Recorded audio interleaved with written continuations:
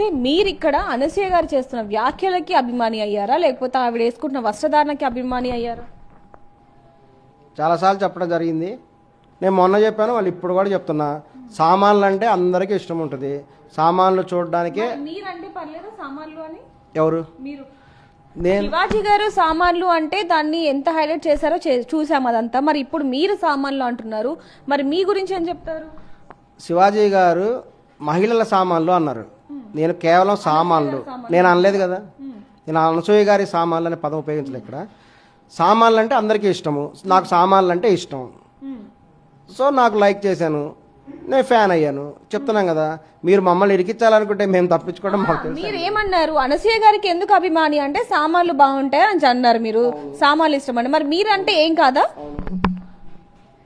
నేను ఆవిడ పేరెత్తనలేదు కదండి. శివాజీ గారు కూడా అనసూయ గారు పేరెత్తలేదు కదా. అతను ప్రత్యేకంగా మహిళల సామాన్లు అనే పదం అతను ఉపయోగించాడు. నేను మహిళల సామాన్లు అని అనలేదు కదా. నేను అనలేదు కదా. అనసూయ వెన్న వంటి మెత్తటి హృదయం గలది. ఎంత విశాలమైన హృదయం ఉంది చూడండి.